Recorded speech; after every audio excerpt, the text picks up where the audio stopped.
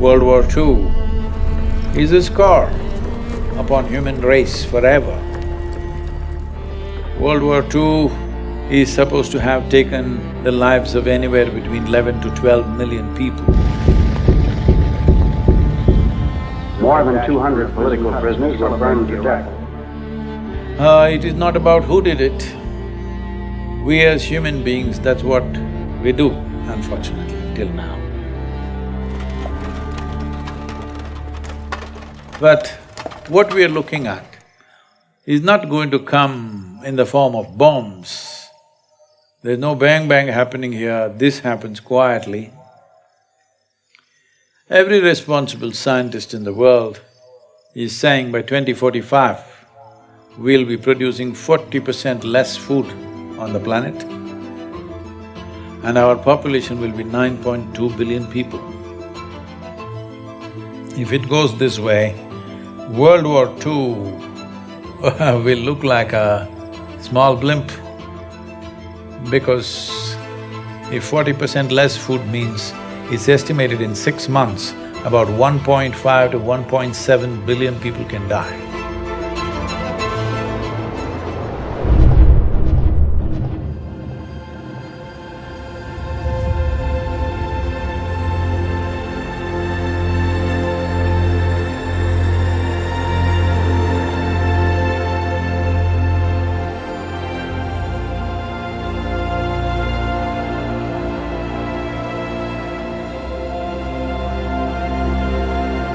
Climate change, food security, nutritional security, water quality, water renewability, biodiversity, land grab, political stability.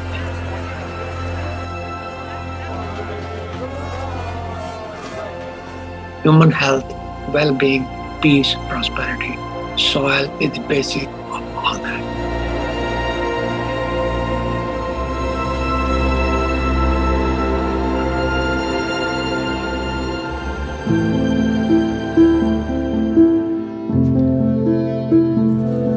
Soil is a basic entity on which all terrestrial life depends. 95% of all the food which is consumed by human comes from soil. As much as 95% of all antibiotics taken by human and animal come from soil. So soil and life have evolved together. There is no soil without life, and there is no life without soil.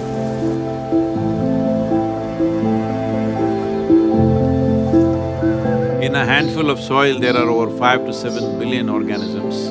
And just like how our body functions, the food that we eat, actually we cannot digest all by ourselves. We don't have the necessary enzymes and alkalines to digest this completely. Only because of the microbial gut microbes that are there, we digest food. The same is true with all the plants and trees. They cannot take the nutrients from the soil by themselves. They need the help of the microorganisms.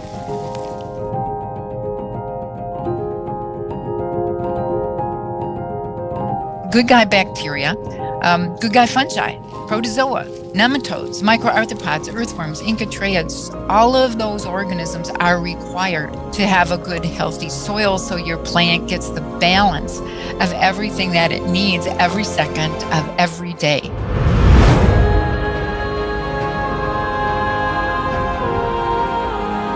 The first 15 inches, 12 to 15 inches of soil is responsible for 87% of the life on the planet, including you and me.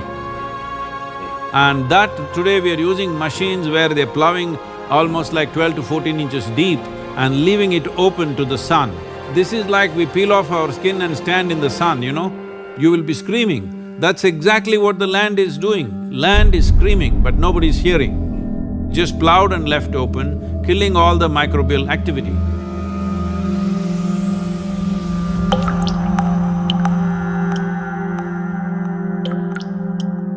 See, right now, the organisms here, the only food they can eat is organic content.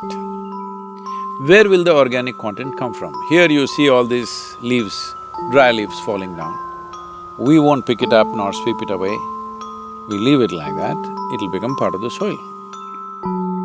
It is only the green litter from the trees and other, whether it's grass or bushes, whatever, or the animal waste, which can put organic content into the soil.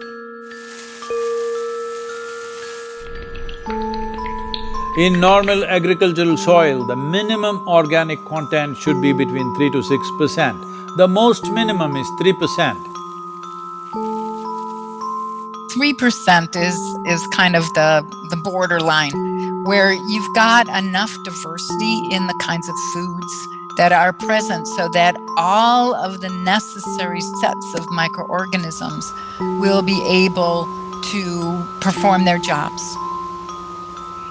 In most of the Western world, we have so destroyed sets of species of different functional groups that we're on the edge of not being able to come back from that.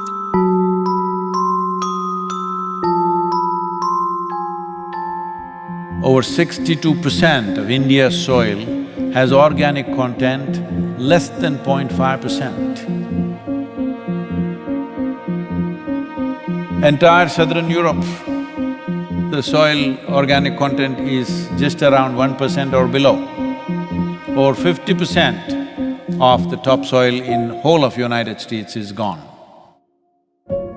You heard of dinosaurs going extinct, dodos going extinct, but this is a question of soil extinction.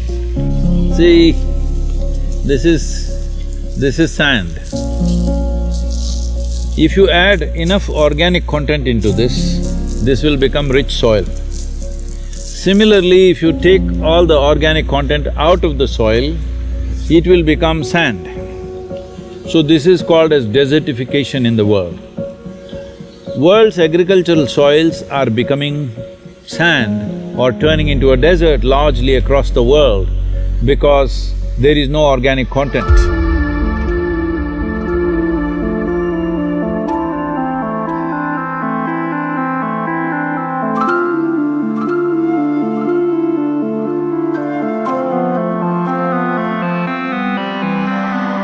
Right now, the soil that we are using is not our generation's soil.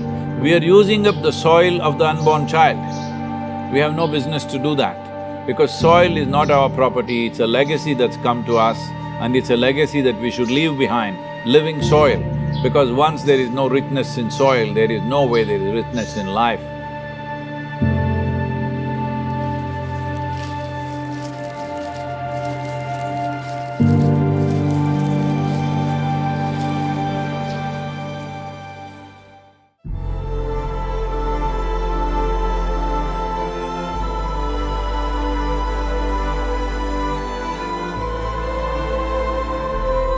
Right now, United Nations statistics say that we may have agricultural soil only for another 80 to 100 crops. This means it is a matter of 40 to 50 years. After that, there could be severe food shortages, and getting rich organic land or soil will become the basis of battles and wars on this planet.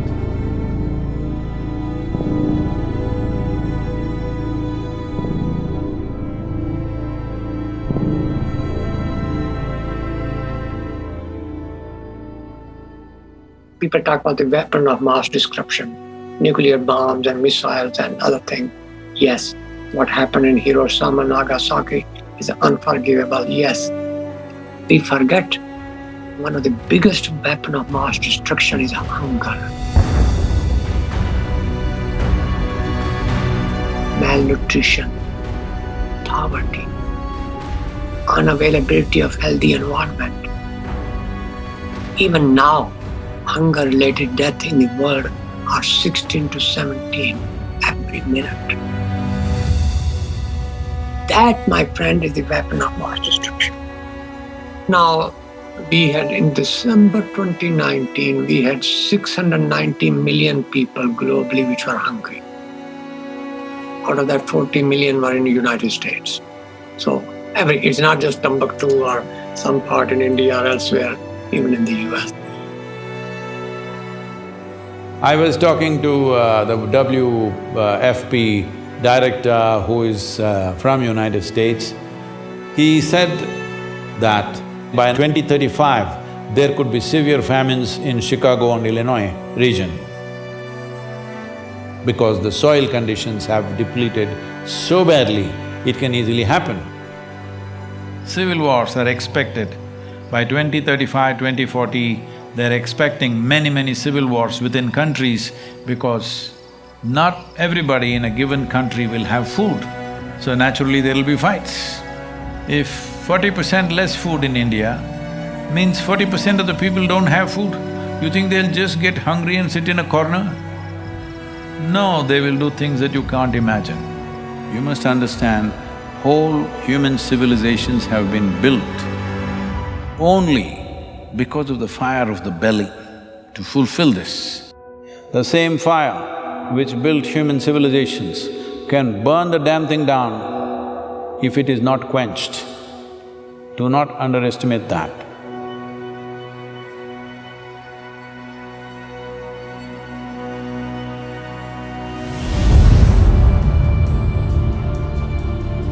Since 1990, there have been around 30 wars in Africa.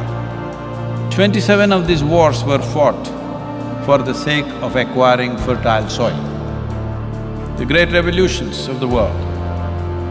The Russian Bolshevik Revolution of 1917 was mainly for bread. Even their slogan is peace, land and bread. That is the slogan of the Russian Revolution. Food scarcities in France were the main trigger for the French Revolution. What happened in China, you know, the so-called Cultural Revolution, is also because of repeated famines across the country, and once there is no bread on the street, it's easy to light the fuse. If you want peace, everybody must have bread, roti, food. There is no peace if there is no food. It's simple as that.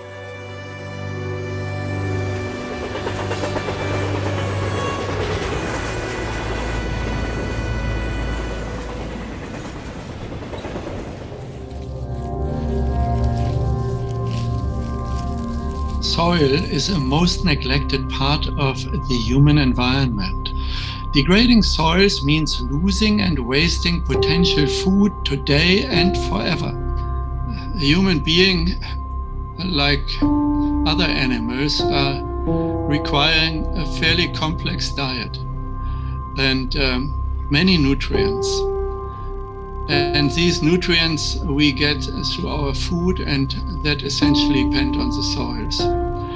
So the soils, rich in nutrients, in minerals, are a precondition for a healthy diet.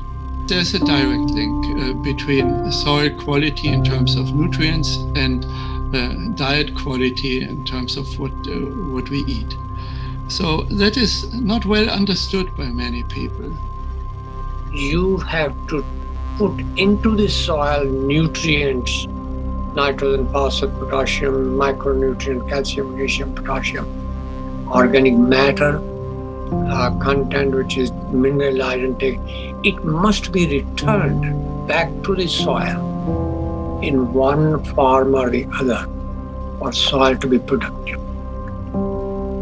Soil produces straw, grains, roots. I believe that if people take the grains and return the roots and straw back to the soil, so that soil gets its share of production, that's a good thing. If you take away the straw, then soil does not get anything. So progressively soil is being degraded, depleted, devoid of the essential elements. That is when we call degradation of soil health. And when soil is degraded, people living on it are also becoming progressively miserable. The soil depletion in United States has led to 21% drop in vitamin A in all the fruits, vegetables and everything else that you're eating. 30% drop in vitamin C, 37% drop in iron levels, 27% drop in calcium levels. The things that today you all think is very healthy to eat salads and stuff, from the early 20th century, what level of nutrients they had and what they have today is only 10% left, 90% lower than what it was in early 20th century. Center for Disease Control, which is right now playing a significant role in this COVID situation, says all Americans are potassium deficient. 90% of the Americans have vitamin E deficiency, 70% have vitamin K deficiency, 52% don't have enough magnesium, 43% don't have enough vitamin A, 40% don't have enough vitamin C. This is in the most affluent nation. It simply means the food that you're eating doesn't have enough nutrients, even if you eat enough food, because soil has been destroyed like this.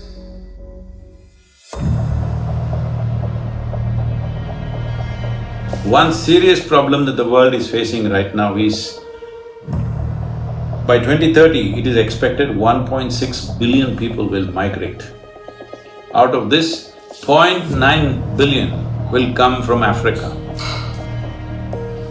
See, when people migrate in an unplanned way, what they go through is unbelievable.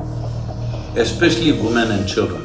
What they go through in unplanned migration where they're being dragged through all kinds of unfamiliar terrain, what happens to them is unbelievable.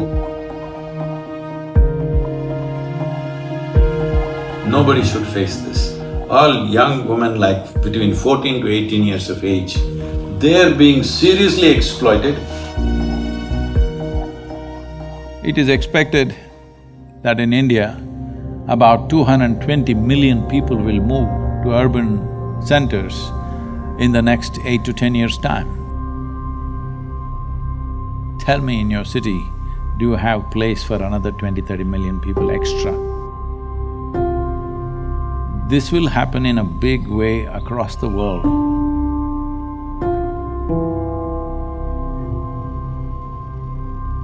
Yes, there are soil refugees. Yes, there are climate refugees. Yes, there are drought refugees. And those refugees go and knock door of other people.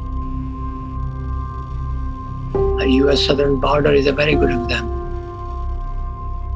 People jumping into the Mediterranean without realizing whether they'll make it on the other side or not is a very good example.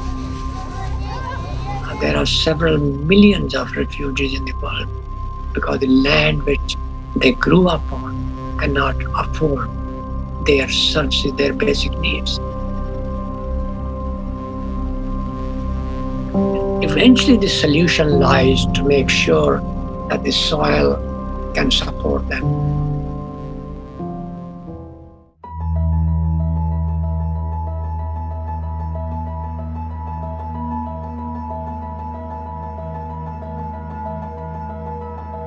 There is a very strong link between soil degradation and global issues.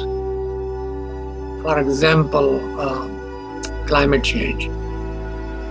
So, current civilization, I call it carbon civilization.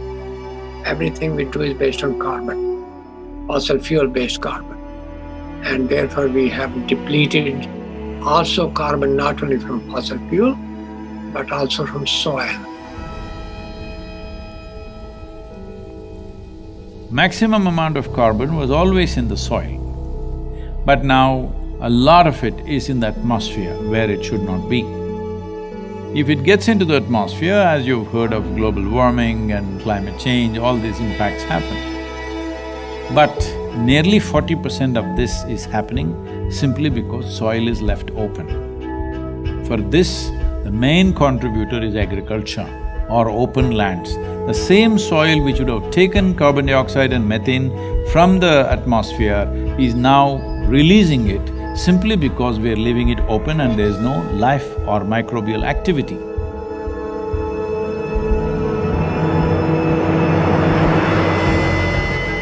When the global mean temperature goes from 0 to 1, that's a big thing. Go from 1 to 2, it's a massive thing. Go beyond 2, you're in a disaster zone. We are now on our way to a warming of 3 degrees Celsius. And we're doing it in a blink of time. I mean, it's just this extraordinary exponential rise of temperature on Earth. But if we can take carbon dioxide from the atmosphere through plants and put it back to the soil and keep it there, then we deplete the carbon from the atmosphere and make global warming lesser serious problem. The Brazilian part of the Amazon rainforest has, according to the latest science, tipped over from being a carbon sink for thousands of years, one of the most important carbon sinks on planet Earth, to now being a carbon source. So it has already tipped over and is releasing more carbon than it's taking up. So soil has become, you know, if anything, even more important, even existential.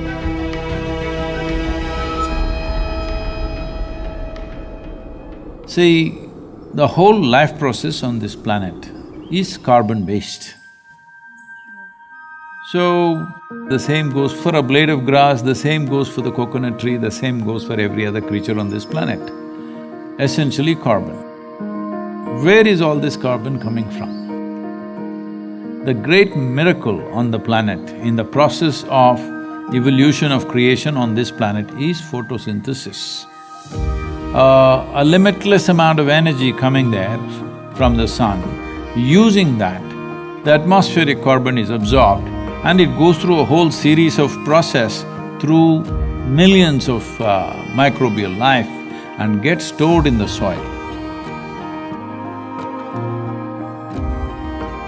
What gets stored in this way, going through 3 to 4 cycles of microbes, this gets stored up to 1,000 years minimum. We've become a geological force of change. We are at risk of destabilizing not only, you know, local ecosystems and local living conditions, but the entire planet.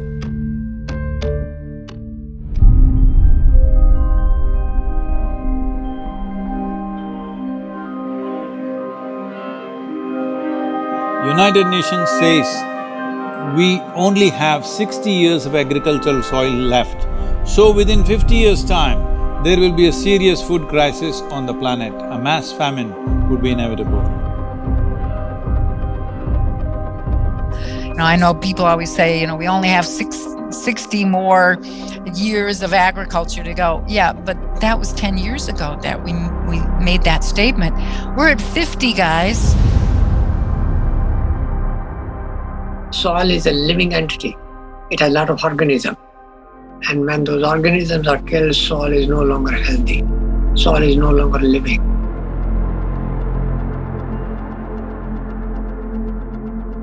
Soil cannot create the ecosystem services. When soil dies, everything else dies with it, including us.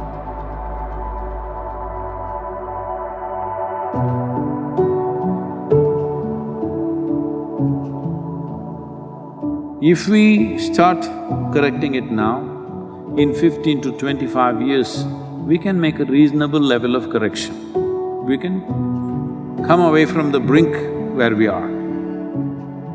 But if you leave it for another 30 to 40 years and then try to do it, it will take 150 to 200 years to regenerate the soil. So this is not about just painting a dark picture of everything.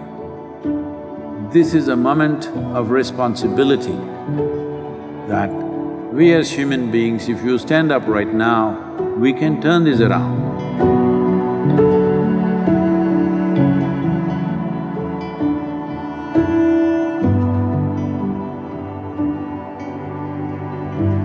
Soils is the very basis for biology and human life, but we also know that we cannot destroy nature to feed humanity, because that will threaten the stability of the planet, which means the life support for humans and all species on Earth. So we now need to be caretakers of soil.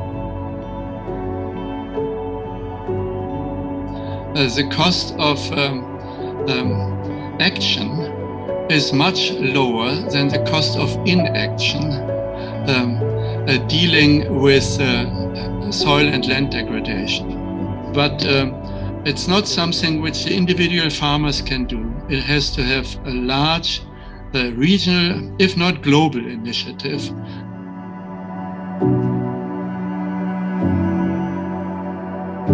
This depletion of soil has happened because we have not put back the organic content back into the soil of what we're taking out. So we're seeing how to get a policy in 192 countries to make this the norm, that if you own agricultural land, minimum 3 to 6% organic content must be there by law. Initially by recommendation, then by incentives, and then by law, by mandatory law, it has to happen. If it's not in the law, then we don't know what they will do tomorrow. That's what we have done, isn't it? From previous generation to this generation, in one generation we've ruined it because there was no law. If there was a law, minimum agriculture content should be… organic content should be there in it, we would have kept it that way. So first and foremost thing is to bring the law. To bring the law, what is needed? This is a democracy. That means people are the power, it's people's power. That's what it means. So there are two very powerful things in your hands right now. One is your vote, another is your microphone. Hello? That means your voice. So this is important. The people of the world have to speak and say, we are ready for long-term solutions, we are ready for long-term commitment, we are ready for a long haul, we are willing to pay the price for the well-being of future generations. This is why the Save Soil movement is not about action, but it's about bringing policy change.